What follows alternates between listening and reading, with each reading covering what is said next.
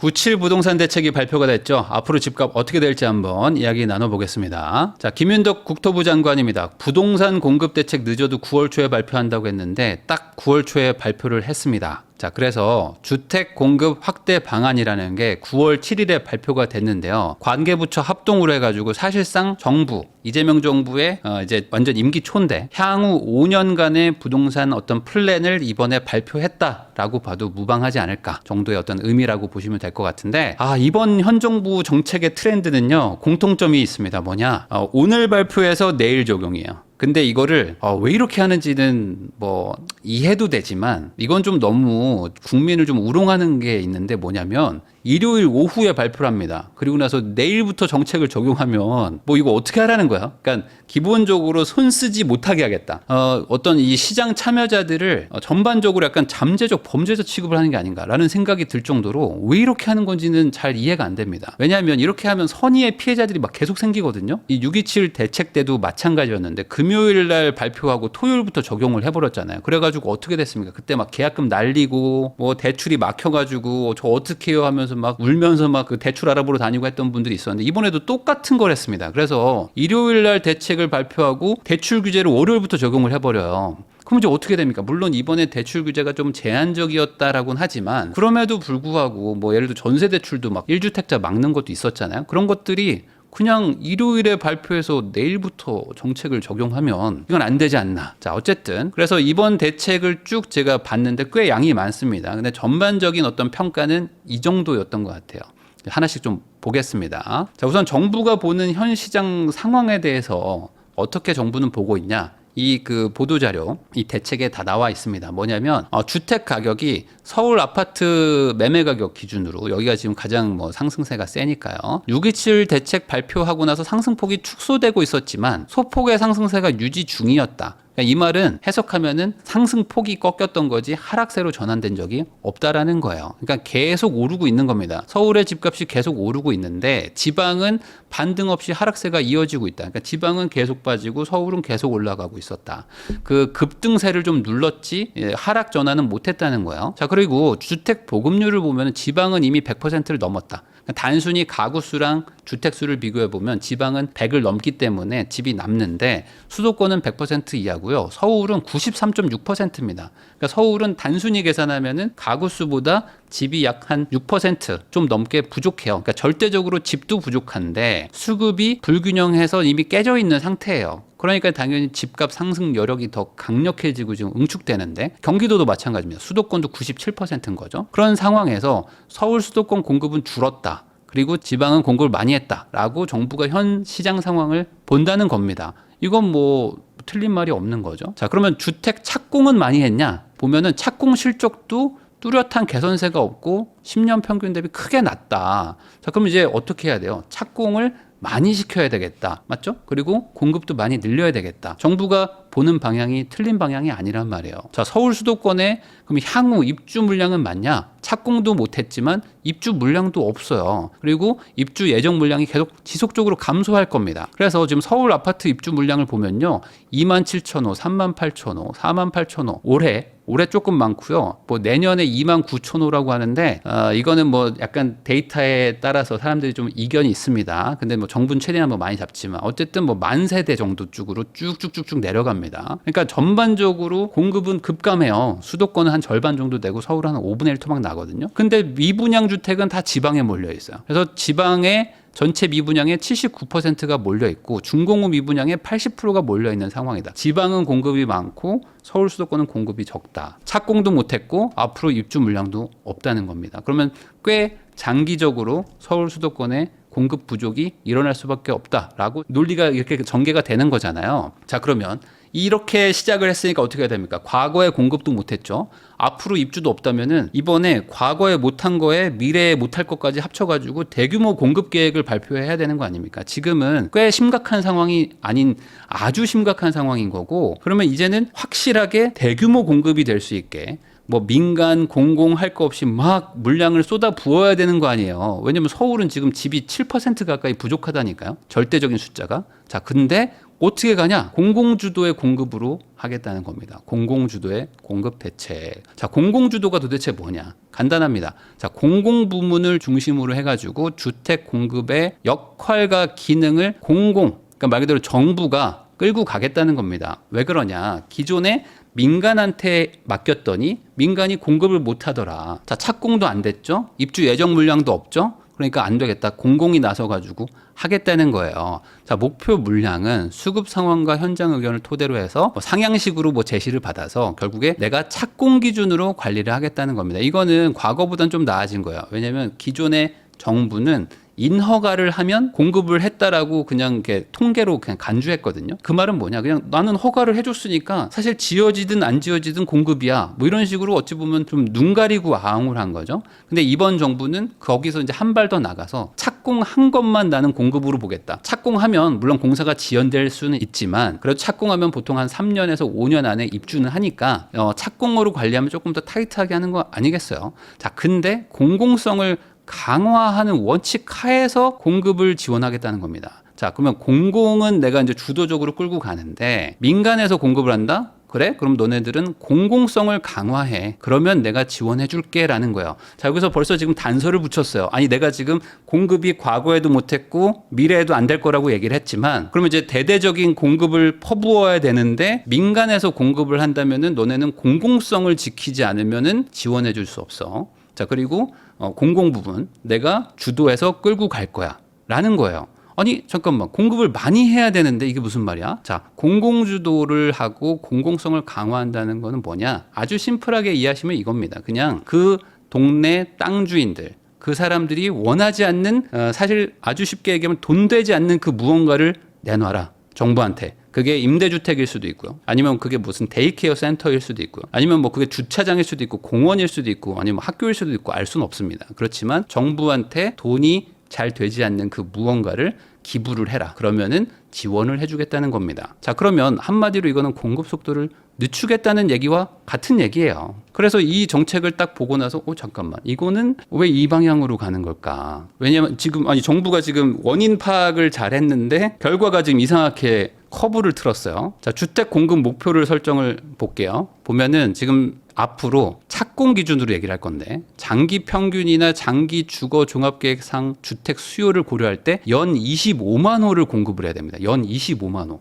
이게 3기 신도시예요. 거의 3기 신도시가 한 30만 호 정도 될 겁니다. 그러니까 매년 3기 신도시만큼 착공을 시키겠다는 겁니다. 이게 얼마나 원대한 계획이냐면 어마어마한 숫자입니다. 아니 3기 신도시가 지금 거의 한 8년 됐거든요. 8년 동안 한 10,000채도 채 공급을 못했어요. 지금 분양을 거의 못했거든요. 근데 이거를 3기 신도시급을 매년 착공을 시킨다는 거면은 엄청난 공급 속도라는 거예요. 근데 이 공급 속도를 어떻게 할까? 어떻게 하는 거지? 자, 그래서 어떻게 할지가 이제 나옵니다. 어떻게 하냐? LH가 한다. 그러면 LH는 기본적으로 여러분들 건설사가 아니에요. LH는 시행사입니다. 시행사. LH는 이제 계획을 짜가지고 사업을 진행하는 그 사업자고요. 실제 공사에서 뚝딱뚝딱 해서 만드는 거는 이제 시공사, 건설사가 하는 거예요. 근데 어쨌든 이 LH가 직접 시행을 한다는 게 차이입니다. 그럼 직접 시행이 도대체 뭘까? 기존에는 LH가 토지를 이제 수용을 해가지고 택지를 조성합니다. 택지를 딱 만든 다음에 그 택지를 분양을 했어요. 민간한테 분양하는 것도 있고 뭐 공공 분양도 해가지고 결국에는 뭐 공공 분양이나 민간 분양이나 마찬가지입니다. 내가 땅을 만들어서 줄 테니까 그 땅을 조금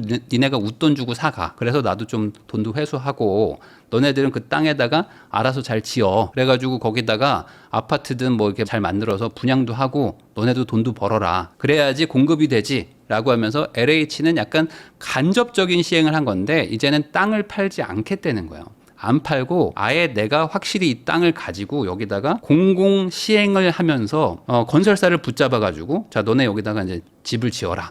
그리고 이 집을 지은 거를 가지고 나중에 뭐 하겠다는 거예요. 자, 그러면 왜 이렇게 민간에서 공급을 못했냐? 사실 생각해보면 너무 간단하잖아요. 돈이 안 되니까 그런 겁니다. LH가 공공 분양을 뭐 하는 것도 있고 택지도 조성해가지고 많이 이렇게 팔려고 했는데 지금 생각보다 그 택지 조성된 곳들도 유찰되고 안 팔려요. 낙찰이 안 되는 경우가 많아요. 왜 그러냐? 아니 이거를 지금 분양을 하려고 해도 안 돼요. 땅이 안 팔려요. 왜 그러냐? 아니 이거 땅 사봐야 어차피 여기다가 지어도 지금 건설 비용도 워낙 올랐고 지금 공사 여건이 안 좋잖아요. 지금 뭐 사고 나면은 막 지금 뭐 면허 취소, 막 면허 정지, 뭐 영업 정지 이런 얘기들 막 나오고 있는 상황에서 뭐 가뜩이나 지금 공사가 잘 안 됐는데 더 안 될 것 같은 분위기잖아요. 근데 이런 분위기에서 이거 뭐 땅 받아봐야 뭐 돈만 들고 이자만 나가고 이것 때문에 막 기업이 지금 휘청휘청 한단 말이에요. 그러면 어떡하지? 이거 받아도 의미가 없으니까 안 해야겠다 해서 지금 건설사들이 다들 짓질 않고 있습니다. 그래서 지금 이 GDP 성장률이 막 엄청 낮아졌잖아요. 1% 이하로 막 내려간 이유가 건설 투자가 급감해서 그런 거거든요. 그러니까 건설 쪽에서 지금 투자를 못 해요. 이거 지어봐야 돈이 안 될 것 같으니까. 그러니까 야 이거 내가 못 하겠는데? 땅 사서 못 하겠는데? 라고 생각하는 거죠. 자, 그러니까 이제 LH가 잠깐만 그럼 우리는 돈을 안 벌어도 되니까 우리가 직접 하겠다라고 지금 한다는 거예요. 그렇다고 해서 사업성이 좋아지는 건 아닌데, 자 거기다 더 큰 문제는 이겁니다. LH가 지금 빚이 160조입니다. 그래서 160조의 지금 부채가 있는데 이거를 대충 이자를 계산해 보잖아요. 대략 한 100조 정도가 이자가 금융 부채더라고요. 그러면 약 3, 4조 정도가 매년 나갑니다. 그러면 어떻게 해요? 지금 택지지구를 만들어가지고 거기서 택지를 조성한 다음에 분양을 해가지고 자금을 회수를 해야 되잖아요. 아니 3, 4조씩 지금 이자가 나가거든요. 그러면은 최소 3조 이상은 벌어야 되잖아요. 이 회사가. 그래야지 뭐가 유지가 될 거 아닙니까? 이미 160조의 부채가 있긴 하지만. 근데 이거를 매각을 안 하고 만약에 임대를 하거나 시행을 하면 어떻게 돼요? 그 자금을 다 부채로 떠안으라는 거예요. 그러면 이걸 부채를 떠안아 가지고 어떻게 하나는 할 수 있겠죠. 근데 하나를 했어요. 근데 여기에 돈이 계속 묶여 있어. 요 집을 짓고 뭐 분양하고 하려면은 몇 년이 걸립니까? 그러면은 부채는 계속 늘어나는데 다음 택지를 조성할 수가 없잖아요. 돈이 없으니까. 그러면 다음 공급은 어떻게 하냐? 이 부분에 대해서 다들 이거 어떻게 한다는 거지? 여기서 지금 의문이 좀 생깁니다. 보세요. 지금 LH가 160조를 넘었는데 이게 여기가 끝이 아닙니다. 지금 27년, 29년까지 가면요. LH 부채 전망이 260조입니다. 이게 LH에서 자체 추산한 거예요. 앞으로 한 3, 4년만 지나면 빚이 260조가 되는데 이런 회사에서 앞으로 땅을 팔지 않고 끝까지 끌고 가면서 공공 시행을 해가지고 아파트도 짓고 하겠다는 겁니다. 그러면은 이제 이자가 3, 4조가 아니라 거의 7조, 8조가 이자로 나갈 거 아니에요. 그러면 LH 이자는 누가 내주냐? 그럼 이걸 왜 이렇게 부채가 늘어났냐 생각해 보면요. 뭐 간단합니다. 임대주택을 LH가 같이 짓거든요. 그러면서 여기서 적자가 많이 납니다. 기본적으로 임대주택이라는 거는 공공성을 강화하는 거기 때문에 좀 싸게 분양도 하는 것도 있고 공사비를 뭐 최대한 뭐 낮추려고는 하지만 임대 수입이 작으면 답이 없어요. 임대 수입 자체가 절대적으로 낮게 책정이 된단 말이죠. 그러니까 사실상 적자를 보는 거를 알고 감수하고 하는 사업이에요. 근데 LH가 뭐 경제적으로 지금 뭐 여유가 있으면 할 수 있는데 이미 이게 부채가 엄청나게 커질 예정이다. 근데 여기다가 이제 플러스 알파를 더 얹어주는 거죠. 이제 LH는 부채를 어떻게 해결할 수 있을지 답이 잘 안 나오는 상황에 빠진다. 자, 실제로 지금 그러면 LH가 잘하고 있냐? 아닙니다. 올해 이게 7월 기사거든요. 보면은 상반기 목표가 있었을 거 아니에요. 왜냐면 지금 앞으로 LH가 5년간 집을 많이 짓는다고 하니까 그러면 지금도 잘하고 있으면은 앞으로도 잘하겠죠. 지금도 못 하고 있어요. 지금도 보면은 주택을 착공시키려고 올해 6만 호를 짓겠다고 했는데 8천 호 착공했거든요. 그러니까 올해 반년 동안 8천 개 정도 착공을 했습니다.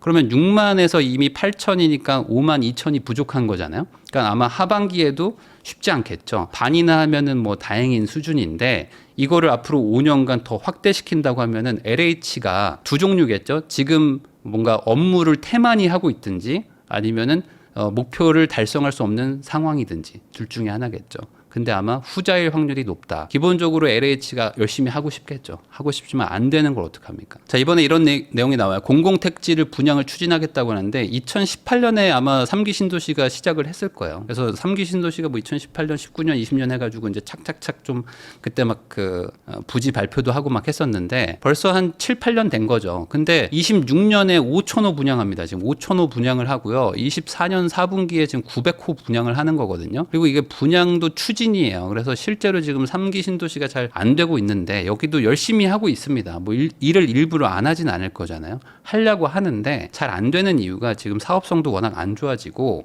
공급을 하고 싶어도 안 되는 현실적인 문제가 있잖아요. 근데 이런 것들을 어떻게 할지 모르겠지만 앞으로 LH가 다 한다는 겁니다. 그래서 이번 공급 대책은 사실 민간도 열심히 하고 공공도 열심히 하고 해도 될까 말까예요. 왜냐면 과거에 못한 게 너무 많아가지고 앞으로 뭐 안 되는 것도 너무 많거든요. 그러니까 다 해야 돼. 뭐 왼손도 하고 오른손도 하고 막 열심히 해야 되는데 약간 민간을 빼는 거야. 이제는 민간을 좀 빼고 야 너네 어차피 못하잖아. 내가 할게 하면서 이제 오른손으로 막 다 하겠다는 건데 이 오른손도 알고 보니 깁스를 하고 있었어.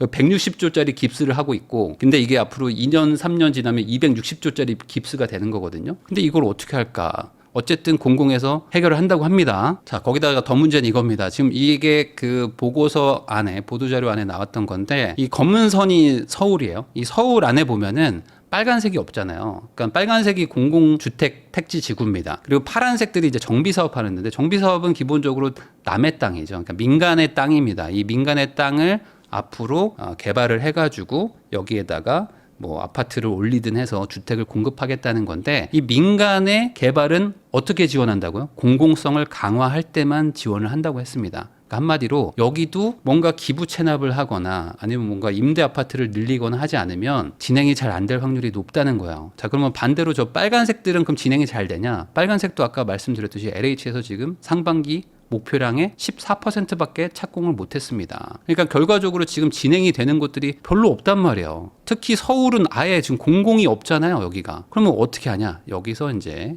남는 땅에 어떻게든 짓겠다라고 이번에 그 말 그대로 이제 공급을 다 모았습니다. 이걸 이제 발표를 했는데 기존에도 이제 발표된 것들을 제가 몇 번 다뤄드렸지만 공공 임대주택을 전면 재건축하겠다는 게 이제 새로 나왔어요. 이게 뭐냐면 노원이나 뭐 이런 데들 가면은 임대 아파트가 있습니다. 그러니까 전체 단지 하나가 임대 아파트예요. 근데 이 임대 아파트가 오래됐어요, 이미. 여기도 지금 연식이 한 30년 넘어가지고 낡은 임대 아파트가 있는데 이 임대 아파트를 좀 용적률 높게 재건축을 한다는 거예요. 그러니까 이게 반대입니다. 원래는 일반 아파트를 재건축해가지고 거기에 임대 아파트를 집어넣는 구조잖아요. 근데 이거는 임대 아파트를 재건축을 해가지고 일부 일반 분양을 하겠다는 겁니다. 그러니까 주력이 임대 아파트고 소수가 이제 분양 아파트가 되는 거죠. 그래서 이거를 좀 늘리겠다 해서 여기서 2030년까지 한 2만 호 정도를 착공하겠다고 하는데 이게 쉽지가 않거든요. 대부분이 임대 아파트예요. 근데 이 임대 아파트의 소수의 분양 아파트가 나오는 겁니다. 그리고 뭐 소수는 뭐 장기 전세나 뭐 이런 것들인 거죠. 그래서 이 통합 공공 임대로 재공급을 하고 그다음에 추가 공급 물량의 일부를 분양이나 통합 공공임대나 뭐 장기 전세 이런 걸로 운영한다는 겁니다. 그러니까 거의 대다수가 이제 임대 아파트의 소수의 분양이 들어가는데 이걸 어디서 했냐? 1기 신도시 재건축한다고 할 때 이미 얘기가 나왔던 거예요. 그러니까 분당이나 이런 데들에 임대 아파트가 있거든요. 그래서 이 임대 아파트를 재건축을 해가지고 세대 수를 한 2배 이상 늘립니다. 그리고 거기를 이주 단지로 써가지고 1기 신도시가 계속 순환해서 재건축을 하거든요. 그러니까 이 순환 재건축하는 사람들이 어딘가에 이제 거주를 해야 되잖아요. 그 거주용으로 잠깐 쓸만한 집을 임대 아파트를 재건축해가지고 여기다가 이제 공급하겠다고 했던 계획이 있는데 이게 사실상 무산됐습니다. 왜냐하면 임대 아파트를 재건축하는 건 뭐 쉬울 것 같으세요? 이것도 어렵습니다. 왜냐하면 거기도 이미 다 임대 아파트에 거주하고 계신 분들이 있잖아요. 이분들은 어디론가 또 이주를 해야 되는데 임대 아파트에 계신 분들은 아무래도 저소득층의 소득이 좀 없고 자산도 없는 분들이 많단 말이에요. 근데 이분들을 어디로 이주시키냐 이거예요. 이주가 안 돼. 그러니까 여기도 재건축이 안 된단 말이에요. 그러니까 이게 2030년까지 착공을 하는 거는 뭐 추진은 하겠지만 쉽진 않다. 자, 거기다가 이제 노후 공공청사 복합개발, 뭐 미사용 학교 용지를 복합개발한다거나 뭐 유휴부지를 활용해서 공급한다, 뭐 이런 겁니다. 그래서 서울에 남는 땅이 사실 거의 없는데 이걸 다 모아가지고 이제 발표를 했습니다. 기존에 그 성동구에 경찰 기마대 그 마장이 있는데 그 마장을 밀고 거기 이제 말들이 그 훈련하는 마장이 있잖아요. 그걸 밀고 거기다 이제 뭐 임대 아파트를 공급한다거나 뭐 이런 것들을 발표한 게 있는데 몇 개 더 나왔어요. 그래서 성대 야구장, 뭐 위례 업무용지, 한국교육개발원이라고 해서 여기 서초구에 있는데 이게 우면동 그 산자락에 있거든요. 거기가 지금 뭐 안 쓰고 있는 건물 부지가 있답니다. 이걸 제가 찾아보니까 4,400평 정도 되더라고요. 여기 한 700호 정도를 짓는다고 하는데 뭐 용적률을 얼마를 주느냐에 따라서 뭐 다르긴 하지만 그래도 아마 뭐 소형으로 1, 2인 가구들 사는 것들 위주로 공급하지 않을까 뭐 추정은 되는데 어쨌든 이런 것들 모아봐도 사실 뭐 한 3, 4천 호밖에 안 되거든요. 그러니까 이런 것들이 사실 주력이라고 말하기에는 양이 너무 적다. 자, 인허가 속도를 올리겠다고 한 것도 있습니다. 이거는 뭐 나쁜 건 아니에요. 어쨌든 병행할 수 있는 것들은 최대한 빨리빨리 해가지고 정부 차원에서, 그러니까 지자체 차원에서 시간 끌기는 하지 않겠다. 이거는 뭐 좋은 방향인 것 같습니다. 다만 이제 이게 병행하면서 분명히 이제 좀 꼬이는 부분도 분명히 있을 거예요. 그래서 처음에는 잘 되는 것처럼 빨리빨리 인허가를 당겼다가 나중에 가서 봤더니 이제 서로 충돌하는 거지. 그래가지고 다시 하세요. 뭐 이런 일들이 좀 일어나는 단지들도 있거든요. 그러니까 그런 것처럼 뭐 속도를 줄여주는 건 당연히 좋지만 이게 단계별로 계단식으로 올라가는 게 아니라 동시에 진행하는 그런 인허가들이 많다 보니까 잘 해야 된다. 그렇지만 어쨌든 뭐 좋은 거는 맞는 거죠. 속도를 단축시켜 준다고 했으니까. 자, 통합 심의 같은 것들을 최대한 좀 빨리 하고, 그리고 이제 뭐 기부 체납 부담률을 정해 준다는 거. 요건 되게 좋은 거예요. 뭐냐면 지금도 지자체들에서 기부 체납, 그러니까 아까 말한 공공성 강화 있죠? 이 공공성 강화하는 그 기준을 마음대로 정해요. 그러다 보니까 이 단지에서는 뭐 예를 들어 10%만 가져가고 저 단지에서는 15% 가져가면 막 반발이 생길 거 아닙니까? 그러다 보니까 이거에 대해서 논란이 많았는데 어느 정도 정부가 이제 가르마를 타주겠다는 겁니다. 상한율도 정해주고 막 하는 거야. 그러니까 이런 것만 보면은 어느 정도 정부에서도 이거 지금 재건축이나 재개발을 좀 빨리 하겠다라고 생각은 하는 것 같아요. 근데 가장 핵심인 재건축 초과이익 환수제는 그냥 그대로 진행한다고 합니다. 그러니까 이게 뭐지? 이것 때문에 안 되는데 이게 사실 거대한 벽이거든요. 이게 그냥 소양강 댐 같은 거예요. 이게. 그러니까 댐이 하나 딱 서 있는데 댐은 그대로 두고 여기서 이제 물길에 있는 그 청소를 좀 한다는 거거든요. 물이 조금 잘 흐르게. 어차피 의미가 없는데 댐이 이렇게 앞에 서 있는데 어쨌든 이거는 그냥 한다고 합니다. 자, 사업성도 올려주겠다고 하는데 자, 용적률 일부 지역에 좀 늘려주려고 하는 게 있어요. 뭐 한시적으로 적용하는 것도 있고 그리고 임대주택 공사비도 인상한다. 이게 뭐냐면 임대주택을 공급을 해야지만 그래야지만 이제 인허가를 해주는 게 있습니다. 그래서 요즘에 재건축하고 뭐 재개발하면 다 임대 아파트가 지어지잖아요. 근데 그 임대 아파트를 짓는 공사비 있죠. 그 공사비를 사실상 원가보다 많이 싸게 책정을 하다 보니 임대 아파트는 지으면 지을수록 조합 입장에서는 손해거든요. 그래서 이 손해 나는 비용이 워낙 크다 보니 이제 사업성도 나빠져가지고 아예 야 그러면 이제 하지 마, 재건축 하지 마, 뭐 이렇게 되는데 그 공사비도 조금 올려주겠다, 뭐 이런 것도 있습니다. 그리고 더 중요한 거는 이거예요. LH나 뭐 SH 같은 뭐 지방 공사를 다 포함해서 공동 시행을 하면, 그러니까 시행을 같이 하면 민간도 하고 같이 거기에 이제 공공이 같이 들어가서 뭐 설계 단계부터 막 이렇게 시행을 하겠죠.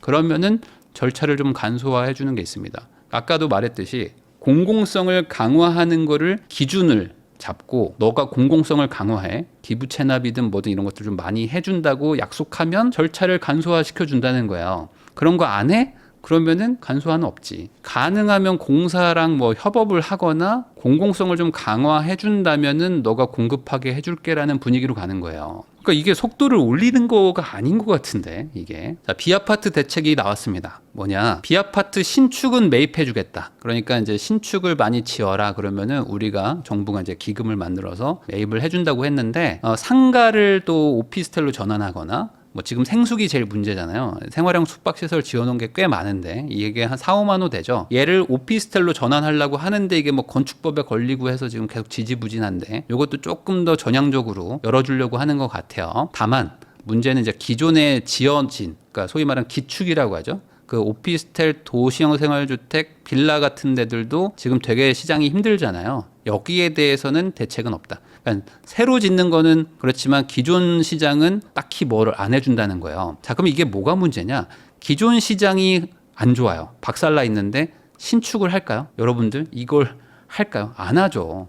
기존에 있는 시장이 어느 정도 좀 활성화가 되고 좀 살아나는 분위기가 느껴져야지 사업을 시작할 거 아닙니까? 그래야 사업성도 좀 나오고. 근데 신축은 뭔가 해주겠지만 기존 구축들은 그냥 내비두겠다라고 하면은 사실상 신축도 안 된다. 자, 시장 감독을 철저히 하겠다라는 게 있습니다. 뭐냐면 이거예요. 지금 부동산 시장에 뭔가 세력이 있다. 이런 얘기들을 하시는 분들이 엄청 많아요. 그리고 이 사람들이 뭐 자전거래를 하고 해서 뭐 무슨 세력화가 돼가지고 뭐 엄청나게 집값을 올리고 뭐 한다는데 이거는 이제 주식을 하는 분들이 약간 이런 얘기를 많이 하더라고요. 이게 없다. 이런 거는 뭐 소수가 뭐 하긴 하겠지만 도대체 이걸 몇 년째 싸우는 건지 이게 문재인 정부 때부터 부동산 시장에 어떤 세력이 있고 자전거래를 막 돌리고 뭐 부녀회가 막 집값을 담합해가지고 뭐 엄청나게 올린다라고 하는데 그런 일들이 만약에 있었다면 그러면은 여러분들 잘 한번 생각해 보세요. 기사에 대서특필되지 않았을까?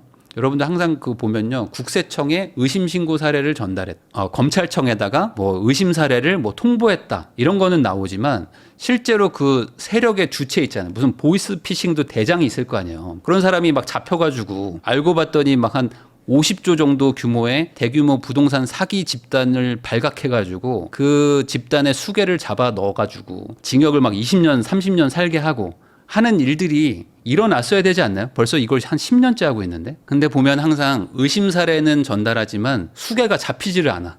그러니까 도대체 그 사람들은 누굴까요? 없어요, 이런 게. 실제로 그렇게 하지 않습니다.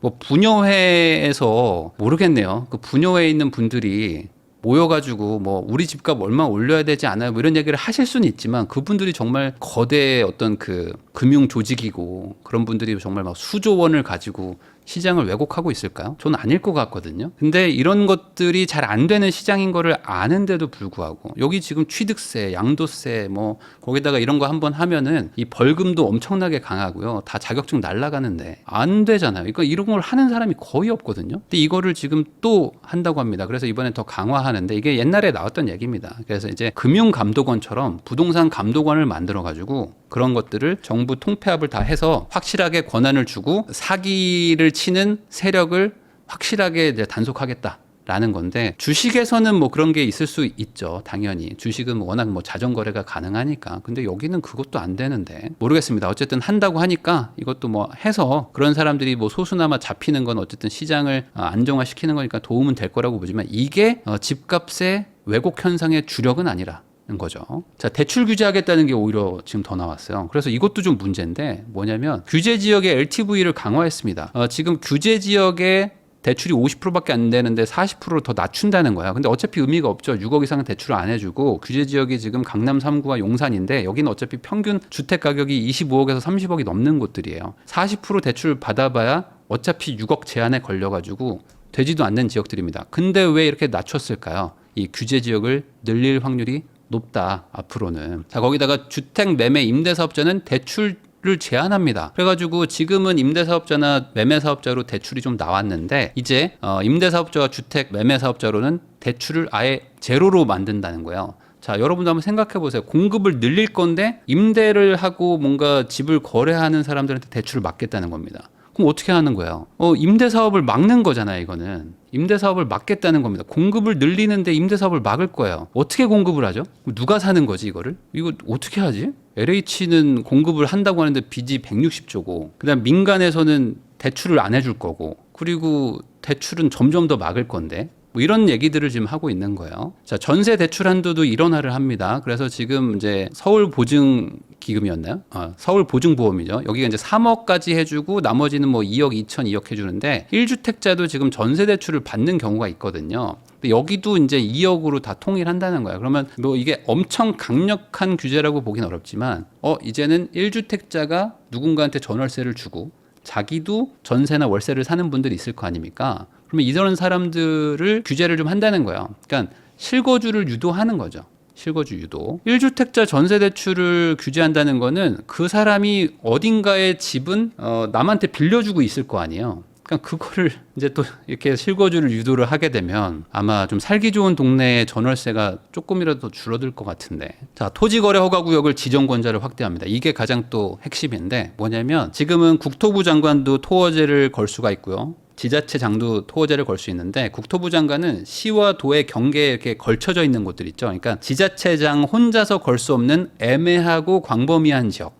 이런 데들은 국토부 장관이 겁니다. 근데 이거를 국토부 장관이 개별 지자체도 걸 수 있게 바꾸겠다는 거예요. 그러니까 이게 무슨 소리냐? 이제 예를 들어 서울시장이 토어제를 하고 싶지 않아 해요. 근데 국토부 장관이 걸어버릴 수가 있고요. 반대로 서울시장이 토어제를 걸어도 국토부 장관이 해제를 할 수 있다는 겁니다. 한마디로 이제 정부가 지자체랑 상관없이 토어제를 걸 수 있다. 풀 수도 있고요. 그래서 이 정책 총평을 해보면요. 이 상충되는 정책이 지금 동시에 나오고 있습니다. 그래가지고 야 이거 어떡하지? 라는 생각이 먼저 들고요. 두 번째로 야 이거 도대체 앞으로 어떡하려고 하는 거냐 라는 생각이 좀 들어요. 그러니까 무슨 소리냐? 지금 전월세가 지금 심각하거든요. 전월세가 가장 문제예요. 특히 이제 공급이 부족해지면은 신규 공급이 끊기면 이제 전월세 시장이 바로 반응하는데 지금 전월세 시장을 안정화하는 대책 겸 뭐 공급 대책까지 좀 같이 나와야 되는데 임대는 조금 더 압박을 하고 그리고 이제 공급을 하는 거는 공공 기반의 공급을 하는 거고 민간 시장에서도 뭔가 공공성을 강화하라. 그러니까 한마디로 좀 기부를 더 하라는 거죠. 정부에게 협조적으로 하면 지원을 해준다는 식으로 간다는 겁니다. 이제 앞으로 5년간.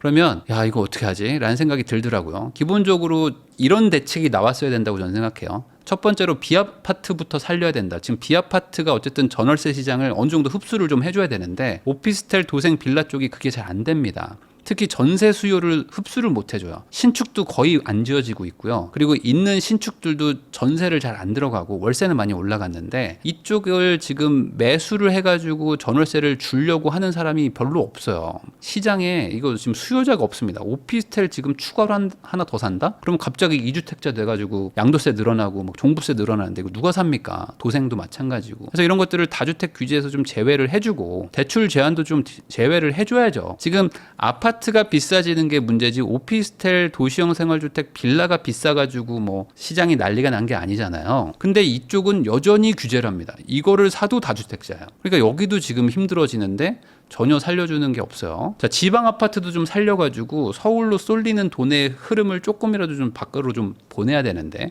이것도 이번에 안 나왔습니다. 그래서 주택 수를 가지고 규제하는 게 아니라 뭐 10억짜리를 3개를 가지고 있든 3억짜리를 10개를 가지고 있든 30억짜리 하나를 가지고 있든 똑같이 규제를 하면 야 30억짜리 하나 사느니 저 지방에 3억짜리 10개 사는 게 낫겠다 하면서 이 돈이 있는 사람들이 지방에 집을 좀 사고 그러면 거기에 이제 전월세 물량이 쫙 풀리겠죠. 그러면서 여러 가지 좀 미분양도 해소가 되고 하는 것들이 분명히 있는데 이번에 이게 또 안 나왔어요. 그러니까 지방은 주택수 제외를 해주고 해야 되는데 이번에 규제책에서 제외가 됐다. 그러니까 여전히 똘똘한 한 채 위주로 간다. 이겁니다. 자, 거기다 기존에 추진하고 있는 재개발, 재건축 단지들도 진행이 안 되고 있어요. 재건축 초과이익 환수제 같은 것들이 여전히 거대한 벽으로 남아 있고요. 사업성이 낮아가지고 지금 공사가 안 되고 있는 데도 많습니다. 지금 뭐 분담금 이거 내고 어떻게 하냐. 라고 하면서 아예 뭐 못하겠다 하는 곳들도 많은데 사업성을 향상시켜줘야 되고요. 좀 재개발, 재건축도 좀 촉진을 시켜줘야 되는데 기존의 거에 대해서는 별로 없고요. 그리고 이제 저도 있는 것 같아서 읽어보니까 좀 공공을 같이 해야 된다. 뭐 이런 거예요. 그러니까 공공 뭐 주도로 진행을 할 때는 좀 일부 용적률도 풀어주고 뭐 이런 게 있긴 있습니다. 그렇지만 이 정도 가지고는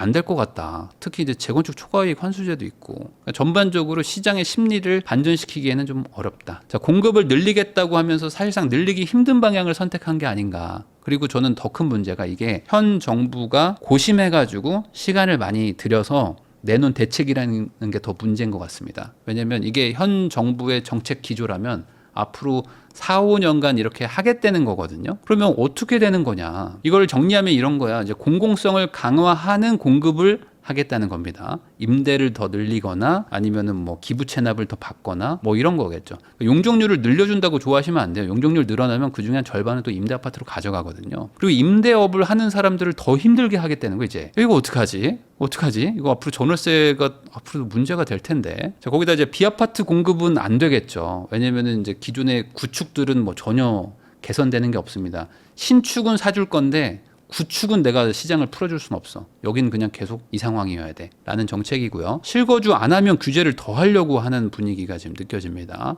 앞으로 실거주 해라. 거기다 집값 올라가기만 해라. 그럼 토호제 한 번 더 늘린다라는 그런 경고가 이번에 느껴졌어요. 자, 거기다 더 오르면은 규제 지역을 더 늘리기 위해서라도 대출 규제를 미리 선제적으로 반영한 게 아닌가. 그래서 이게 전반적으로 이걸 보면은 이미 이거는 옛날에 했던 건데 뭔가 답을 알려주고 시험 문제 풀라는 느낌처럼 느껴지기도 했다. 그래서 결과적으로 이 정책을 보고 아마 생각보다 이 시장에서 반응이 지금 되게 약하거든요.